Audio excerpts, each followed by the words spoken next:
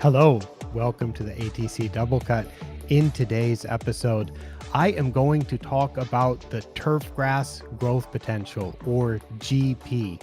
Now, many of you will have heard of GP, some of you will have used GP, and I'm actually responding to a question here. I received an inquiry on Twitter from Steve Dotweiler. He's at Ravina Super.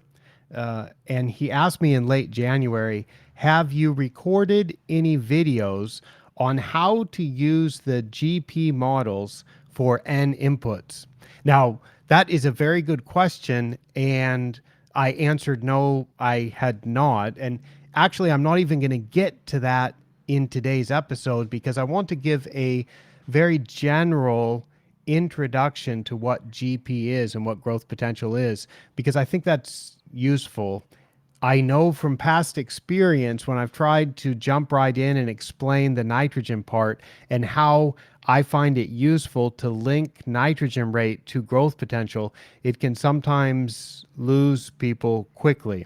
So rather than jump into that, I realized that I have a blog post, and of course, this being the ATC double cut, it is well, because I have hundreds of blog posts, it's not a surprise, I guess, that I have one about the turfgrass growth potential that is a gentle introduction to that.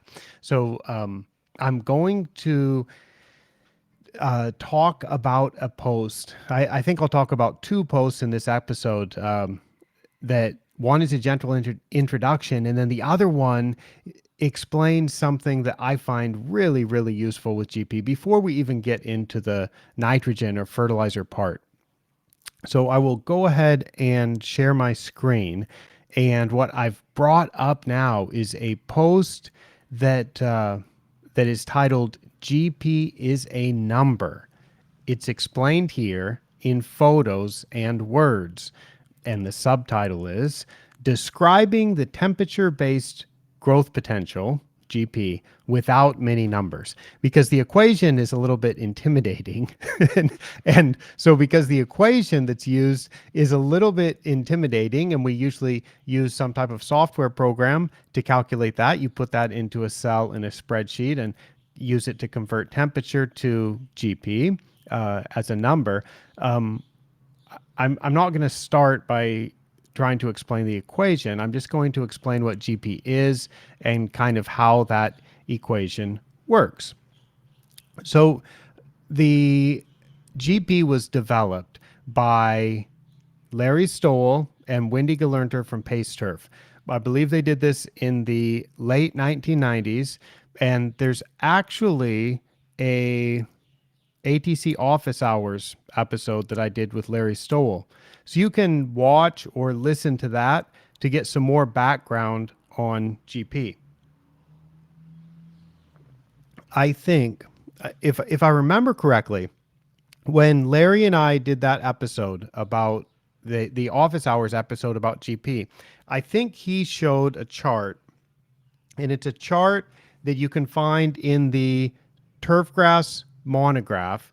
And this turfgrass monograph, I'll go ahead, actually, I'll stop sharing my screen for a moment so I can show you this book. This is the turfgrass monograph edited by Waddington, Caro, and Shearman.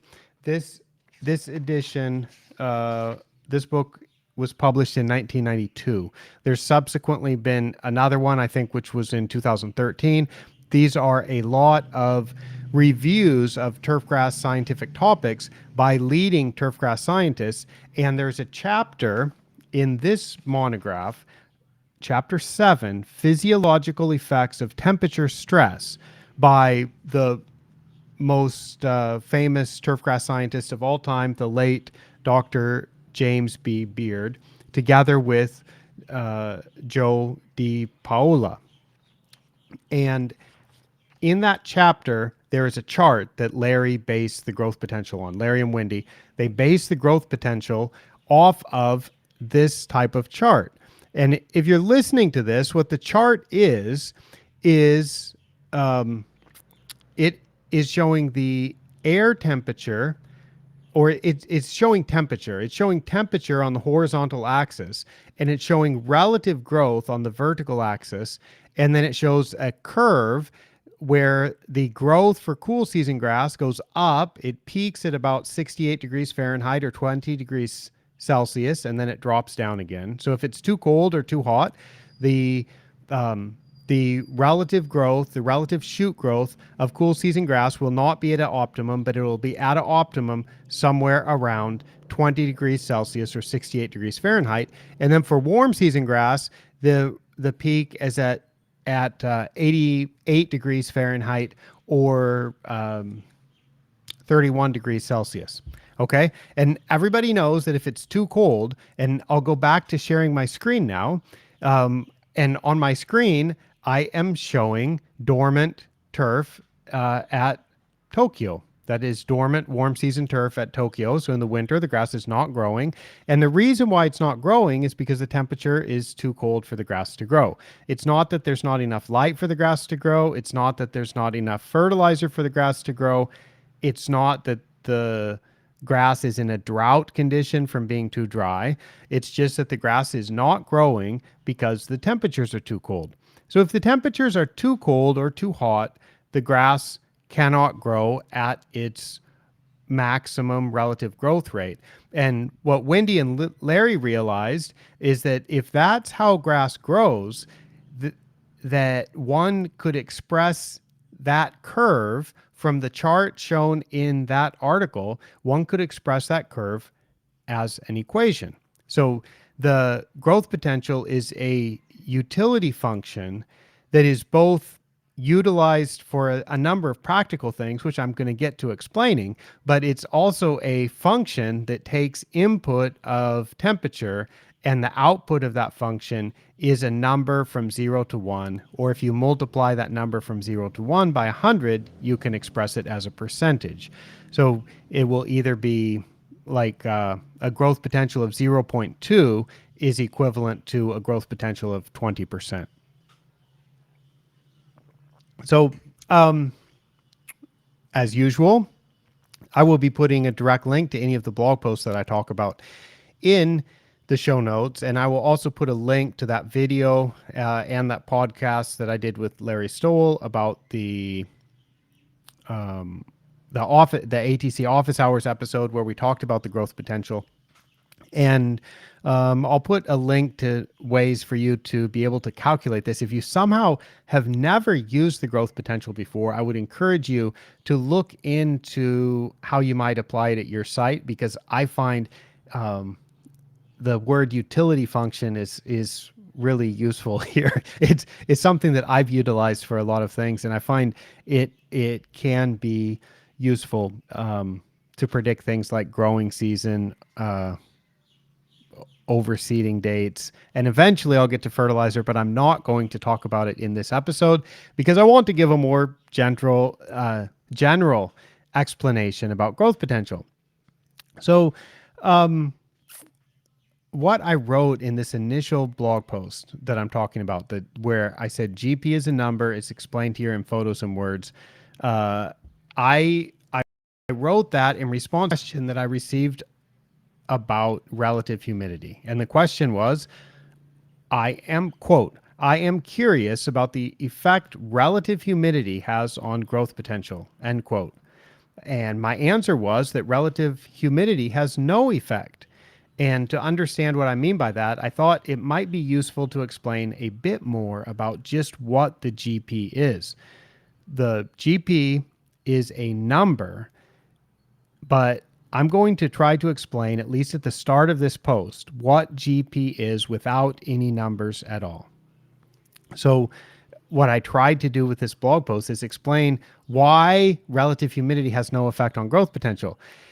And I said, so here we go without any numbers.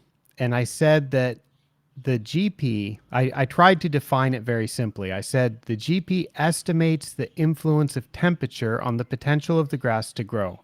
And it does that for temperature only. That's the important part here. It's isolating the effect of temperature.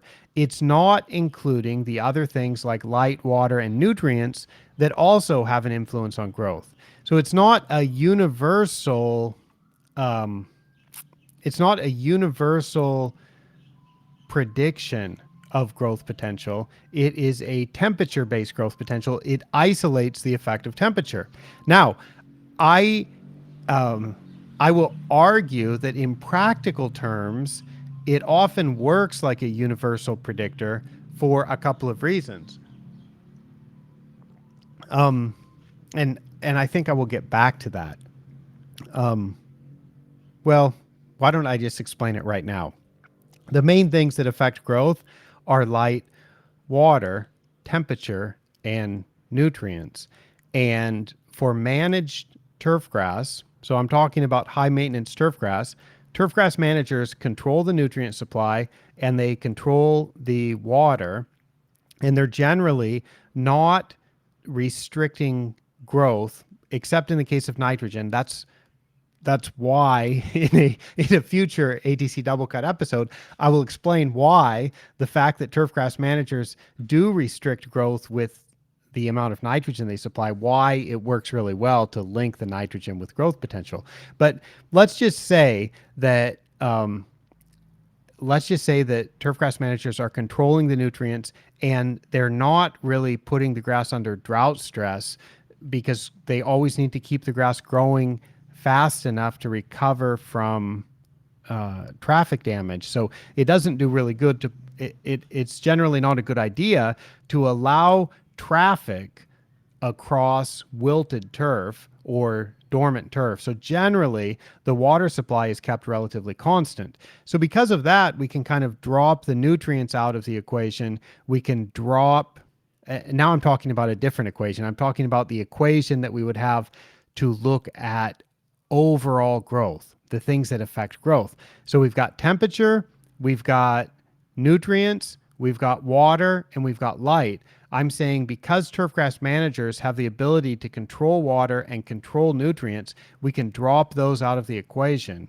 And because the light tends to track with the temperature, so if we're talking about photosynthetically active radiation, in many parts of the world, the photosynthetically active radiation is the highest at the time of the year when the temperatures are the highest. And the photosynthetically active radiation is the lowest when the temperatures are the lowest. So if you would look at air temperature versus photosynthetically active radiation in a place like New York, you would find that in the winter, there's a lot less photosynthetically active radiation and it's a lot colder. And then in the summer, the temperatures go up, but so does the photosynthetically active radiation. But the photosynthetically active radiation doesn't get low enough in the winter to completely stop growth. There's still some light. It's not like the sun goes away in the winter completely. There's still some light. Even if it's completely cloudy and the sun's low in the sky, there's still some light, some photosynthetically active radiation that passes through the clouds. So in practical terms, the light is correlated with the temperature. And so that kind of can be dropped out of the equation too. And it turns out the temperature in managed turfgrass often will be the controlling factor in how much the grass grows. Now, obviously, if you cannot irrigate the turfgrass and you're reliant on rainfall, then that may be the controlling factor. But if we're in a high maintenance turfgrass situation, and that's where we're really going to try to dial things in, and we might make use of something like growth potential for some of these, what would we say, really precise ways of trying to control what the inputs are and trying to understand how the grass is responding to those inputs, then I think it really can it can be really useful to use the growth potential. But we're talking about situations where you can control the nutrients, you can control the water, and so on. So anyway, that's why growth potential is, just be aware that it's isolating the effect of temperature. It's ignoring everything else. But in practical terms, we sometimes can extrapolate even beyond temperature because of the way turfgrass is managed. So there is something called the Environmental Productivity Index, which is written about by the plant physiologist Park Nobel, and that is the Environmental Productivity Index, or EPI, and that incorporates, quote, the simultaneous effects of water, temperature, photosynthetically active radiation, and even nutrients end quote, to predict the productivity, which is the rate of generation of biomass. So when the GP is low, then what that means is temperature is limiting the potential of the grass to grow, even if there is optimum light, water, and nutrients. And I showed a picture of grass in Iceland. This was in May. I was in Iceland in May, and I actually brought a a quantum meter to measure the photosynthetically active radiation. So the temperatures that May were close to freezing, and I know that in the soil there was enough soil moisture, and there were plenty of nutrients in the soil, and there was plenty of light because I measured it. But the grass was completely dormant. The grass was completely dormant and not growing, but it was a situation in May, which in May the days are quite long. The sun was coming up at something like 4 in the morning and setting at 10 at night or something like that. And so the days were long. It was sunny. There was plenty of photosynthetically active radiation. There was water in the soil. There were nutrients in the soil. But the grass was completely not growing. And the reason was the temperatures were 1 or 2 degrees for a high. That's in Celsius. So the temperatures were in the 30s. The temperatures did not get out of the 30s Fahrenheit. And when the temperatures are like that, no matter how much photosynthetically active radiation, no matter how much water and nutrients are available to the grass, it just won't grow. And that's an example of a case where practically we can use the growth potential, at least in that case, to look only at the effect of temperature, and it's temperature that's really controlling the growth. So that is an example of where growth potential makes sense. And the growth potential in that case was basically zero, because if you take those temperatures, they're so far away from the optimum temperatures for growth for cool season grass that you get a growth potential value of zero. And I continued explaining this with words because I didn't want to just overwhelm with charts and equations. So I said that the GP deliberately looks only at temperature. For turfgrass, it can be useful to do that. Managed turfgrass is generally supplied with water and nutrients to maintain growth, and at least in temperate climates, the light changes through the year in a similar way with temperature. Looking only at temperature makes it easy to define what one is considering, the effect of temperature only in isolation from water, nutrients, and light. So that's what I explained a little bit impromptu or off the cuff earlier, and it turns out that I wrote that in the blog post also. So it's just it's useful to look sometimes only at temperature. And then I got back to relative humidity. I said, what about relative humidity? To the extent that the relative humidity has some effect on the plant water status, then relative humidity will influence the growth of the grass. But when talking about the GP, the water is left out of it. That's why I answered the question by saying that relative humidity has no effect. The plant water status, of course, does have a big effect on whether grass will grow or not. This unirrigated rough, and then I showed a picture of me hitting a second shot, I believe, to the 9th hole at Twisting Tree Golf Club in Corvallis, Oregon. And I said, this unirrigated rough at the end of summer in Corvallis is not growing at all. The GP is high, and this is late August or early September in Oregon in the Willamette Valley. So the temperatures are are like at an optimum for growth. Light is ample, nutrients are fine, but the grass isn't growing because it doesn't have water. I was in the left rough and the grass was not growing because it didn't have any water. It was dormant. And then I went on to say, I tend to think of plant water status more in terms of how much plant available water is in the root zone, or whether the grass is wilting or not, or whether the grass is dormant or not. I'm not aware that relative humidity would have a big influence on the growth, but I can imagine that it may have some influence. However, because the GP is specifically isolating the temperature effect, relative humidity is not considered.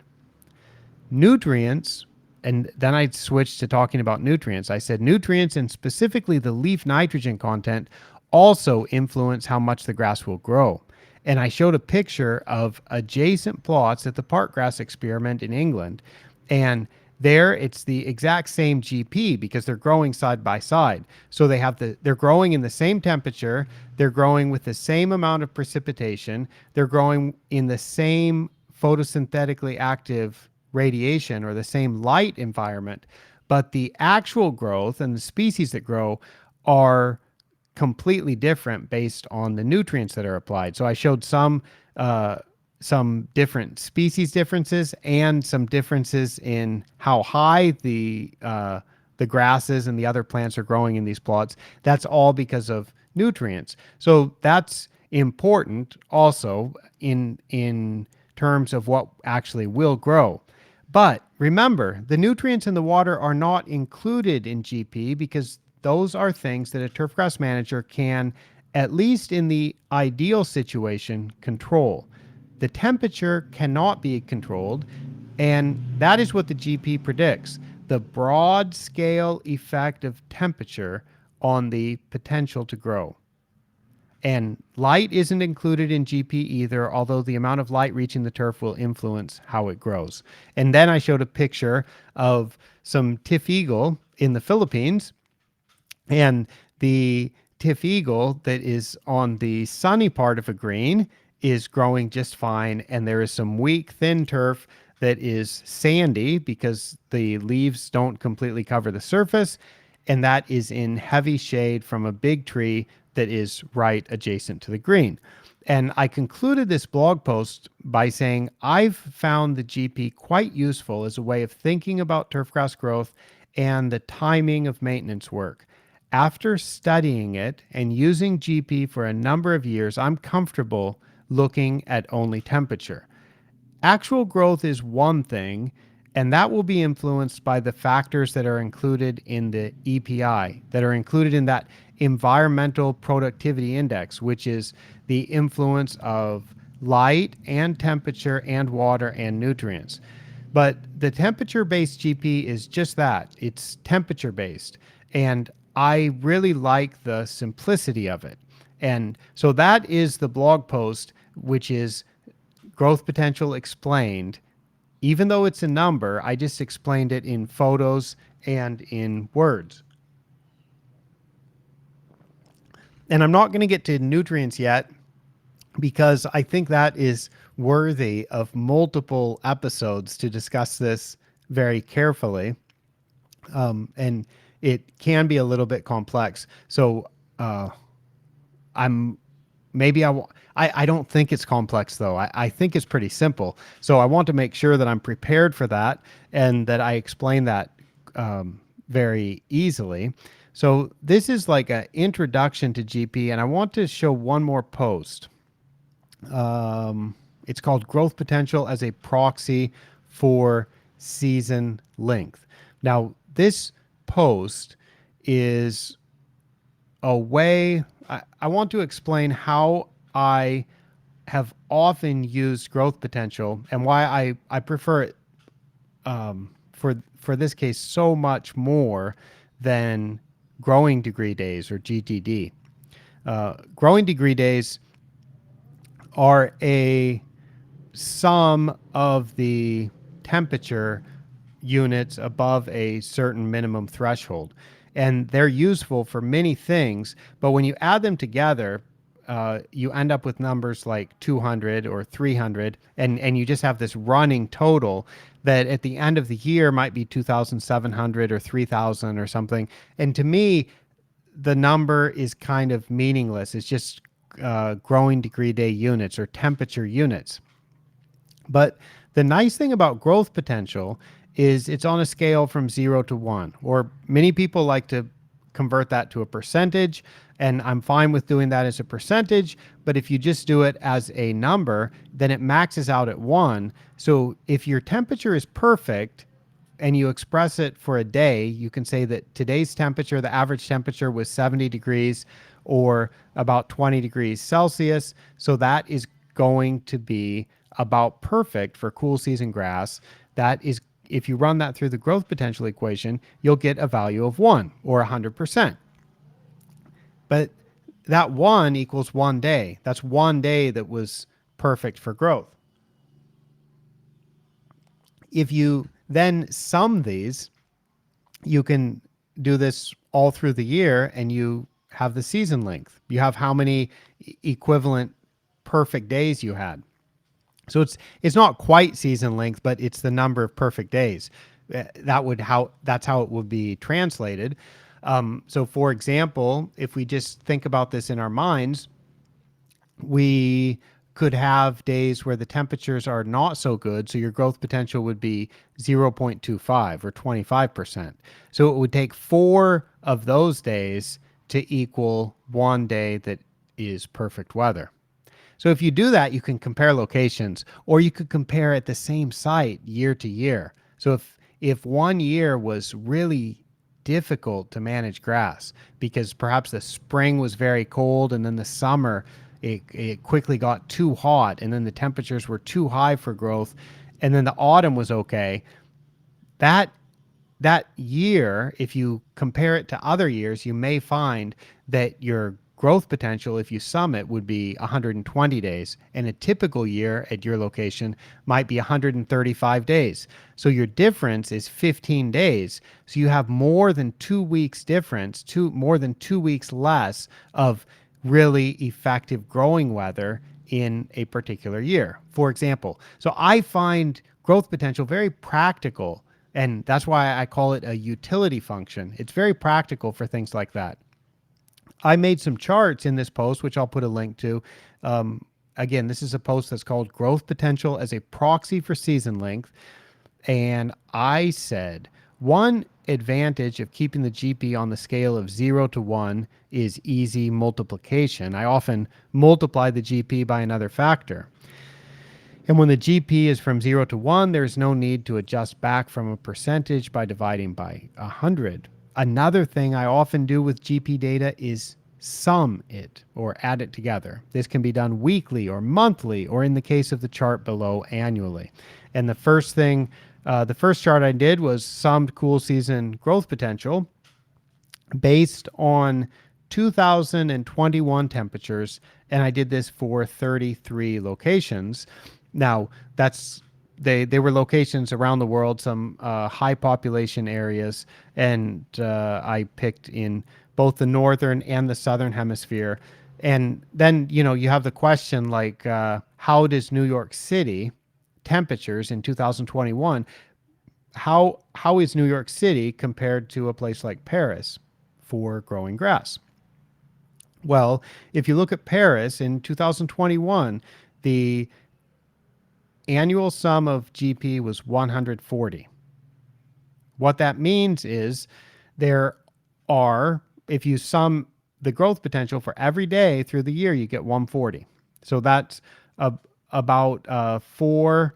That's the equivalent of about 4 months and 20 days, almost 5 months of what you'd consider perfect weather for cool season grass. That's the season length if we express it in terms of what the perfect weather days would be. New York City was up around 165 or so, which is similar to Shanghai. Rome is actually a little bit higher. Tokyo is a little bit higher. And then you go up to places where it's really nice, like Sydney or Cape Town. they are up closer to 290 days in the year because the temperatures there are generally pretty good for growth, and they have a longer season. The wintertime, it doesn't get too cold. In the summertime, on average, certainly in 2021, that's how the temperatures came out. That it wasn't too exceedingly hot in the summer to really drive down the growth potential too much. But again, remember, this is looking just at the effect of temperature. It's not looking at whether it rained too much. I know the last year in Sydney it rained a ton, so that the growth potential is not considering that. Growth potential is just looking at what the temperatures were. So the one of the lowest places, excuse me, one of the lowest places was actually Glasgow in Scotland. There were only about 85 days of perfect weather for warm season grass. That's actually lower than Moscow. Moscow was 100 days. Stockholm was about 102 days. Sapporo, Prague, Dublin, Hamburg, London, those came in at around 120 days. So it's if you think of 30 days in a month, then for every increment of 30, that would be a month of perfect weather for cool season grass to grow. So when you're up around 300, that is almost 10 months of really good weather for growth. And if you're down around 90, then that means you only had about 3 months of really good weather for growth.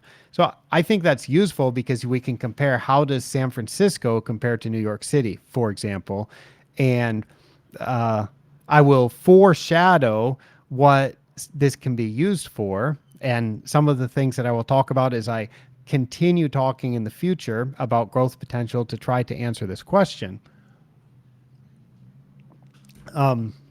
If you've got 10 months of good growth, if you got 10 months where the weather is conducive, where the temperatures are conducive to good growth, then that location compared to a place where you only have 5 months where the temperatures are conducive for good growth, it would seem likely that the grass is going to grow about twice as much at the place with 10 months of good growth than it is going to grow at the place with only 5 months of good growth. So because of that, when you start looking at things like nutrient use and start looking at things like top dressing sand requirement, it makes sense as a starting point estimate that the places with a 10-month growing season are going to need about twice as much of that sort of material or that sort of input as would be normal in a place with a 5-month growing season. So that's the type of thing that growth potential makes extremely simple, and that's why I like to use it as a proxy for season length. Now, I didn't even show a chart of warm season grass. I know I've made these before, but if we would calculate this for warm season areas, or transition zone areas, you would see that a place that's tropical like Bangkok or Singapore, they will be about 330, I think, in a typical year. So like almost every day of the year has optimal temperatures for warm season grass growth. So then if you go to a transition zone place like Atlanta or Tokyo or Shanghai, then you will get a number that's going to be something like between 90 to 200 days probably. So I thought I had a warm season chart also where I summed that, but I didn't put that in this blog post. So I hope that that makes sense. The turfgrass growth potential. I just think that if we understand it in terms of temperature, and if we think of it as being a utility function that isolates the effect of temperature only on how close the temperature is to an optimum for the grass to grow, then it can be something that's really useful and can be extrapolated out to many different things. And I kind of hint at that when we start looking at it in terms of season length, then that is it's I think it's hard to argue with that. It's just so simple. It's so logical that I think it makes sense to everybody that uh, when the grass has more days in which it can grow, then that's going to be related to things like mowing requirement and nutrient requirement and sand top dressing requirement, at least as a starting point. So that is enough for this episode. Be sure to rate and review. I've recently had a few nice rates and reviews and comments. I really appreciate that. So if you have the opportunity to do that in your podcast app or on YouTube, make sure you subscribe or click the like button or whatever. It helps people to find this and to check it out when they can read from other people and hear that this is something that is useful information and worth learning from. So I appreciate that. Thanks everyone for listening. And I can't answer all the questions, so I'm not going to make a show that just answers all the questions I get. I usually toss that into the blog, and then maybe, sometimes I always tell people I'm going to try to answer that. I'll put that on my list of blog posts to do. So sometimes I will be able to answer questions, and I'm happy when I'm able to do so. But I get so many that I can't do this for every question. But that one about growth potential is so good, and I think so worthwhile trying to explain that I've just taken 35 minutes and tried to explain the very gentle introduction, and then I will at some point in the future explain about how the nutrients and the nitrogen rate is related and how I would make use of it in relation to the turfgrass growth potential. Thanks so much for listening. For ATC from Yantakao, Thailand, I am Michael Woods.